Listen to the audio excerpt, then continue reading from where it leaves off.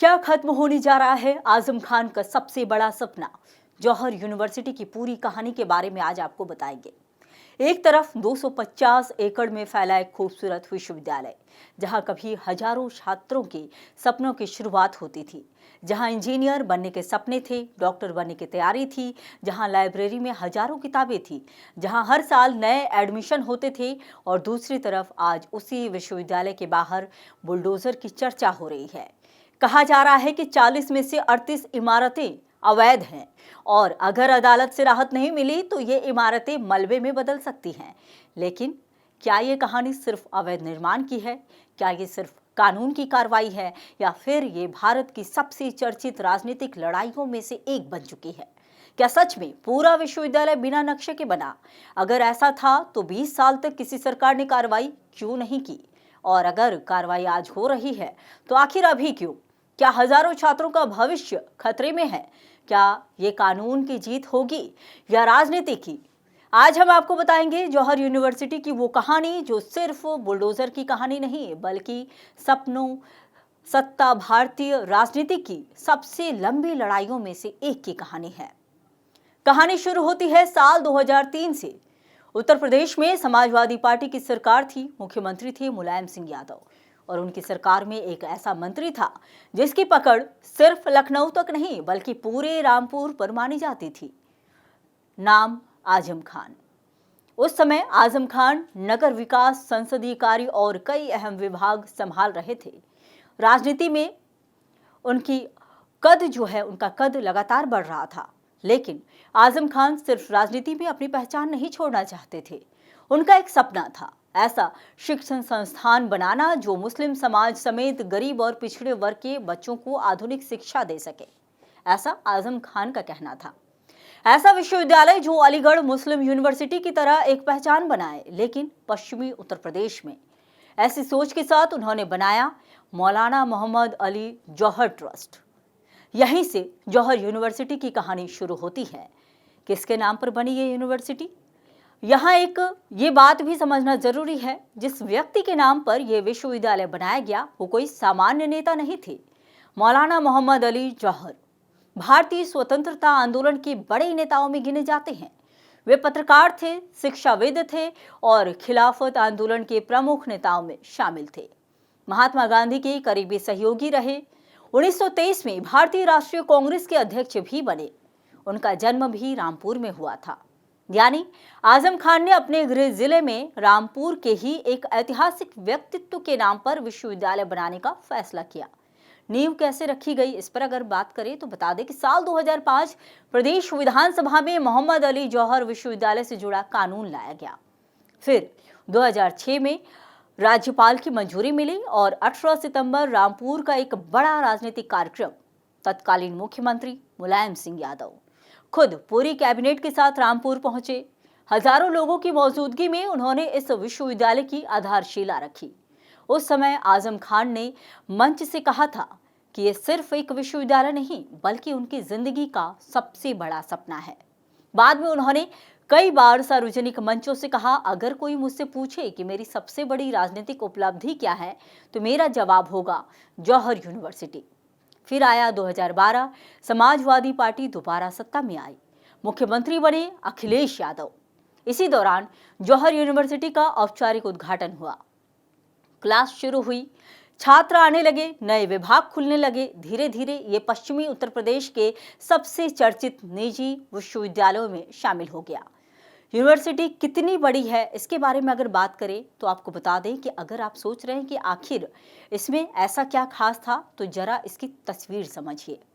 करीब 250 एकड़ से ज्यादा का विशाल परिसर, इंजीनियरिंग, आर्ट्स जैसे कई विभाग, करीब 90 शिक्षक, दर्जनों प्रोफेशनल कोर्स, 40,000 से ज्यादा किताबों वाली लाइब्रेरी, 5 आधुनिक computer lab, smart classroom, video conferencing, कृषि फार्म, स्पोर्ट्स कॉम्प्लेक्स और कई ऐसी सुविधा उस दौरान जो है यूनिवर्सिटी में किए गए। कई लोग इसे पश्चिमी उत्तर प्रदेश का सबसे आधुनिक निजी विश्वविद्यालय कहने लगे। लेकिन यहीं से शुरू हुआ विवाद। कहते हैं कुछ सपनों के साथ विवाद भी पैदा हो जाते हैं। जौहर यूनिवर्सिटी के साथ भी यही हुआ। विश्वविद्यालय जितनी तेजी से बढ़ रहा था, उतनी ही तेजी से इसके खिलाफ आरोप भी बढ़ने लगे। सबसे पहला विवाद जमीन को लेकर सामने आया। कुछ किसानों ने आरोप लगाया कि उनकी जमीन दबाव में खरीदी गई। कुछ ने कहा उन्हें उचित मुआवजा नहीं मिला। कुछ ने आरोप लगाया कि सरकारी जमीन भी विश्वविद्यालय परिसर में शामिल कर ली गई। उस समय यूनिवर्सिटी प्रबंधन और आजम खान इन सभी आरोपों को राजनीतिक बताते रहे, लेकिन यहीं से इस विश्वविद्यालय की कहानी शुरू हुई। शिक्षा से निकलकर राजनीति और अदालतों तक इस विश्वविद्यालय की कहानी पहुंचने लगी। लेकिन असल भूचाल अभी आना बाकी था। साल 2017 में उत्तर प्रदेश की सत्ता बदलती है और उसी के साथ जौहर यूनिवर्सिटी की किस्मत भी बदलने लगती है। योगी आदित्यनाथ सरकार आने के बाद ऐसी कौन कौन सी जांच शुरू हुई जिसने आजम खान के इस ड्रीम प्रोजेक्ट को अदालतों और साथ ही जांच एजेंसियों के घेरे में ला दिया? ईडी कैसे इसमें पहुंची? कैसे सामने आया शत्रु संपत्ति का मामला? इसके बारे में भी आपको बताते हैं। क्यों किसानों की जमीन से लेकर सरकारी जमीन तक के आरोप लगे और आखिर आज बुलडोजर की नौबत कैसे आ गई? 2017 जब जौहर यूनिवर्सिटी की कहानी ने सबसे बड़ा मोड़ लिया, वो था 2017। उत्तर प्रदेश में सत्ता बदल चुकी थी, समाजवादी पार्टी की सरकार जा चुकी थी और भारतीय जनता पार्टी ने पहली बार पूर्ण बहुमत के साथ सरकार बना ली थी। योगी आदित्यनाथ मुख्यमंत्री बने और इसके कुछ ही महीनों बाद रामपुर में एक एक करके पुरानी फाइलें खुलनी शुरू हो गई। यही वो दौर था जब आजम खान और उनकी जौहर यूनिवर्सिटी पहली बार बड़े पैमाने पर सरकारी जांच के घेरे में आई। ध्यान देने वाली बात यह है कि बीजेपी सरकार का कहना था कि ये किसी व्यक्ति के खिलाफ कार्रवाई नहीं है, बल्कि कानून के अनुसार जांच है। जबकि समाजवादी पार्टी का आरोप था कि सरकार राजनीतिक बदले की भावना से काम कर रही है। यहीं से शुरू होती है कानून बनाम राजनीति की सबसे बड़ी बहस। पहला बड़ा मामला किसानों की जमीन। 2019 में रामपुर के कई किसानों ने शिकायत दर्ज कराई। आरोप था कि उनकी जमीन या तो दबाव बनाकर खरीदी गई या फिर ऐसे तरीके से अधिग्रहित की गई जिससे उन्हें न्याय नहीं मिला। इन शिकायतों के आधार पर आजम खान, उनके परिवार और जौहर ट्रस्ट के खिलाफ कई एफआईआर दर्ज हुई। सरकार ने कहा अगर किसी किसान की जमीन गलत तरीके से ली गई है तो कार्रवाई होगी। दूसरी तरफ आजम खान और उनके समर्थकों ने कहा ये सारे आरोप राजनीति से प्रेरित हैं और अदालत में सच सामने आ जाएगा। आज भी इनमें से कई मामले अलग अलग अदालतों में लंबित हैं, यानी अभी अंतिम फैसला नहीं आया है। वही दूसरे बड़े विवाद की अगर बात करें तो सरकारी जमीन की जांच जो है वो आगे बढ़ी तो आरोप सिर्फ किसानों की जमीन तक सीमित नहीं रहे। प्रशासन ने दावा किया कि विश्वविद्यालय परिसर में सरकारी जमीन भी शामिल की गई। राजस्व विभाग के रिकॉर्ड खंगाले गए, सीमांकन हुआ, नक्शे देखे गए और प्रशासन ने दावा किया कि कई सरकारी जमीनें विश्वविद्यालय की सीमा में चली गई। हालांकि यूनिवर्सिटी प्रबंधन ने इन आरोपों से भी इनकार किया। उनका कहना था कि सारी जमीन कानूनी प्रक्रिया के तहत खरीदी गई है। वहीं तीसरा और सबसे चर्चित मामला शत्रु संपत्ति। यहीं से कहानी और बड़ी हो गई। क्या होती है शत्रु संपत्ति? सरल भाषा में समझिए। भारत पाकिस्तान विभाजन के बाद जो लोग पाकिस्तान चले गए, उनकी भारत में बची संपत्तियों का प्रबंधन सरकार करती है। इन्हें एनिमी प्रॉपर्टी यानी कि शत्रु संपत्ति कहा जाता है। सरकार का आरोप था कि करीब 13.84 हेक्टेयर ऐसी संपत्ति को भी जौहर यूनिवर्सिटी की सीमा में शामिल करने की कोशिश की गई। इस मामले में आजम खान, जौहर ट्रस्ट और अन्य लोगों के खिलाफ मुकदमे दर्ज हुए। मामला आज भी अदालत में विचाराधीन है। यानी यह आरोप है जिस पर अंतिम न्यायिक फैसला अभी नहीं आया है। फिर इस पूरे मामले में प्रवर्तन निदेशालय यानी कि ईडी की एंट्री हुई। ईडी ने सवाल पूछा, यूनिवर्सिटी का वास्तविक प्रशासनिक नियंत्रण किसके पास है? ट्रस्ट का पैसा कहां से आया? जमीन खरीदने की प्रक्रिया क्या थी? किस किस दस्तावेज के आधार पर जमीन ट्रस्ट के नाम दर्ज हुई? अगर कहीं सरकारी जमीन शामिल हुई तो कैसे? यानी मामला अब सिर्फ जमीन का नहीं रहा, बल्कि वित्तीय जांच तक पहुंच गया। हालांकि इन मामलों में भी अंतिम प्रक्रिया अभी भी जारी है। लेकिन इसके बाद सबसे बड़ा विवाद सामने आया। इतनी सारी जांचों के बावजूद जिस वजह से आज पूरा देश जौहर यूनिवर्सिटी की बात कर रहा है, वो है 38 इमारतों का ध्वस्तीकरण आदेश। रामपुर विकास प्राधिकरण यानी कि आरडीए ने जांच की। जांच में दावा किया गया कि यूनिवर्सिटी परिसर में कुल 40 भवन है। इनमें से सिर्फ 2 ऐसी भवन हैं जिसका नक्शा स्वीकृत मिला, बाकी 38 भवन बिना स्वीकृत नक्शे के बनाए गए। यही आधार बनाकर ध्वस्तीकरण का आदेश जारी किया गया। विश्वविद्यालय प्रबंधन को कहा गया 15 दिन के भीतर खुद अवैध निर्माण हटा दीजिए, वरना प्रशासन कार्रवाई करेगा और खर्च भी वसूला जा सकता है। लेकिन यही सबसे बड़ा कानूनी ट्विस्ट है। यूनिवर्सिटी प्रबंधन का कहना, जब ये इमारतें बनी थी तब ये इलाका रामपुर विकास प्राधिकरण के अधिकार क्षेत्र में था ही नहीं, तब ये जिला पंचायत के अधीन था। इसलिए आज आरडीए पुराने निर्माण को अवैध कैसे बता सकता है। यानी उनका कहना है कि आज के नियम पुराने निर्माण पर लागू नहीं किए जा सकते। प्रशासन का जवाब भी बता देते हैं। रामपुर प्रशासन कहता है, ठीक है, पहले अगर ये नहीं था, लेकिन क्या जिला पंचायत से नक्शा पास कराया गया था? जवाब आया, नहीं। प्रशासन का दावा है सिर्फ 2 इमारतों के नक्शे स्वीकृत मिले, बाकी 38 के नहीं। यानी प्रशासन के मुताबिक निर्माण उस समय भी नियमों के अनुसार नहीं था। यहीं से पूरा मामला अदालत में मजबूत कहानी बहस का विषय बन सकता है। आजम खान इस समय जेल में है, लेकिन उनकी पत्नी पूर्व विधायक डॉक्टर तंजीन फातिमा लगातार सक्रिय हैं। वे यूनिवर्सिटी पहुंची, पुलिस की मौजूदगी पर सवाल उठाए। उन्होंने कहा, हमें अदालत के आदेश के अनुसार समय मिला है, हम कानूनी लड़ाई लड़ेंगे। सूत्रों के मुताबिक यूनिवर्सिटी प्रबंधन इलाहाबाद हाईकोर्ट जाने की तैयारी कर चुका है और इसी संभावना को देखते हुए रामपुर विकास प्राधिकरण ने पहले ही कैविएट दाखिल कर दी।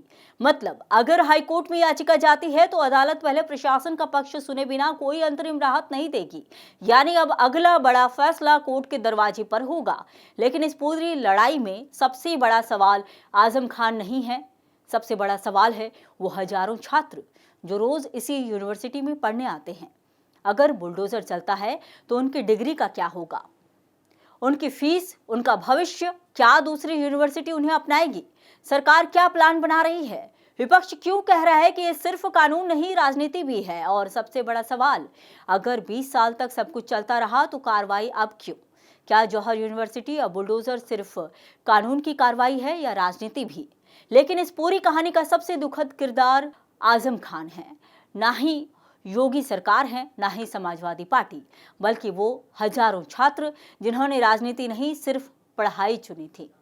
आज उनके सामने सबसे बड़ा सवाल है, अगर यूनिवर्सिटी की इमारतें टूट गई तो हमारा क्या होगा?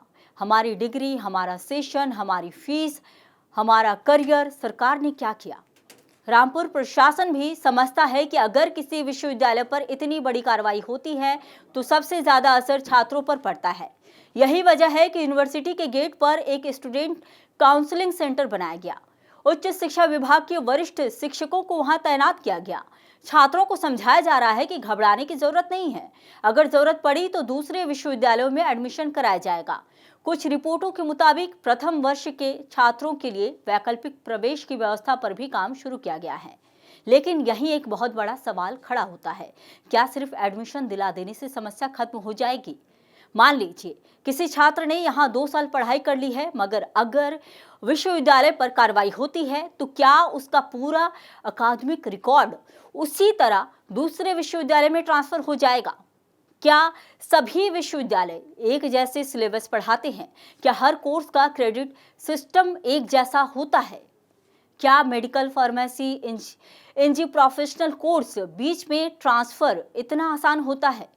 जवाब है नहीं।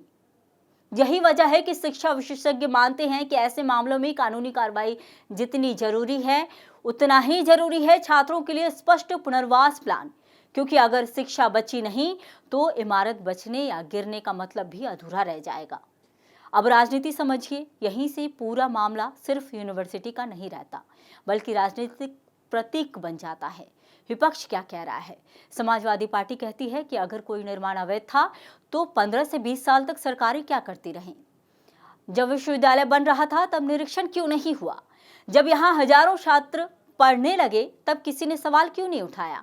और अगर कानून सबके लिए बराबर है तो क्या जो प्रदेश की बाकी निजी यूनिवर्सिटियां, कॉलेजों, इमारतों, नगर निकायों सभी की इसी तरह जांच होगी? अखिलेश यादव का आरोप है कि बीजेपी शिक्षा से ज्यादा राजनीतिक विरोधियों को निशाना बना रही है। कांग्रेस भी यही सवाल उठा रही है कि क्या कार्रवाई हर जगह समान होगी या सिर्फ चुनिंदा मामलों में? सरकार का जवाब बिल्कुल अलग है। उनका कहना है कि कानून किसी व्यक्ति, किसी पार्टी या किसी धर्म को देखकर लागू नहीं होता। अगर किसी ने नियमों का पालन नहीं किया तो कार्रवाई होगी। सरकार का तर्क है, अगर सिर्फ इसलिए कार्रवाई ना हो कि निर्माण कई साल पहले हुआ था तो फिर कोई भी व्यक्ति पहले अवैध निर्माण कर ले और बाद में उसे वैध मानने की मांग करने लगे।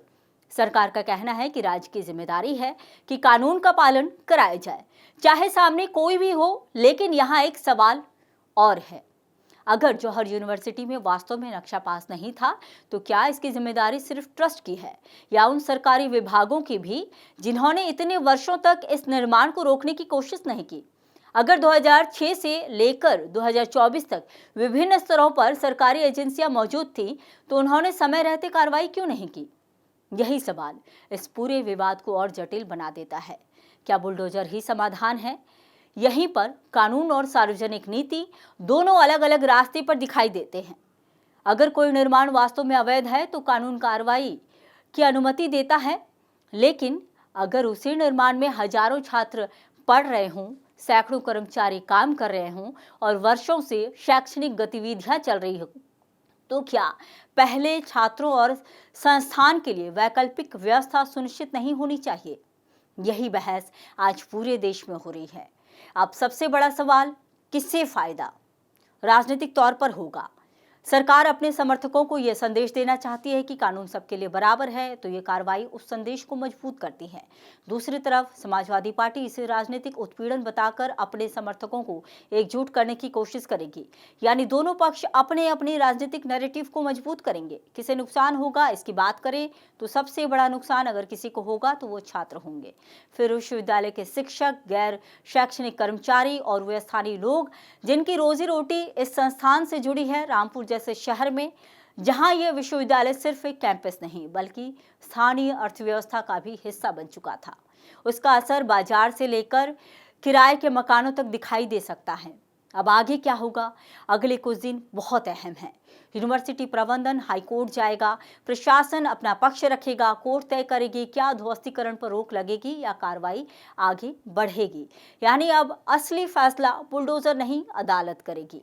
लेकिन जौहर यूनिवर्सिटी की कहानी सिर्फ आजम खान की कहानी नहीं है, ये कहानी है इस बात की कि भारत में जब राजनीति, कानून और शिक्षा तीनों एक ही जगह मिलते हैं तो सबसे ज्यादा दबाव किस पर पड़ता है? नेता चुनाव लड़ लेते हैं, सरकारें बदल जाती है, मुकदमे सालों साल चलते हैं, लेकिन एक छात्र का छूटा हुआ सेशन, एक अधूरी डिग्री और एक अनिश्चित भविष्य किसी अदालत के आदेश से तुरंत वापस नहीं आता। इसलिए जरूरी है कानून अपना काम करे, लेकिन उतना ही जरूरी है कि शिक्षा राजनीतिक संघर्ष की सबसे बड़ी कीमत ना चुकाए। और शायद यही इस पूरी कहानी का सबसे बड़ा सबक भी है। जौहर यूनिवर्सिटी पर फैसला अदालत करेगी, कानून अपना रास्ता तय करेगा और अगर कहीं नियम टूटे तो उनका जवाब भी कानून के दायरे में ही मिलेगा। लेकिन इस पूरी कहानी ने एक बड़ा सवाल छोड़ दिया है। अगर विश्वविद्यालय में हजारों छात्र पढ़ रहे हों, सैकड़ों शिक्षक पढ़ा रहे हों और वर्षों से डिग्रियां दी जा रही हों, तो क्या किसी भी कार्रवाई का पहला केंद्र सिर्फ इमारतें होनी चाहिए? सबसे पहले उन छात्रों का भविष्य सुरक्षित होने चाहिए। आपका क्या कहना है? कमेंट करके हमें जरूर बताएं।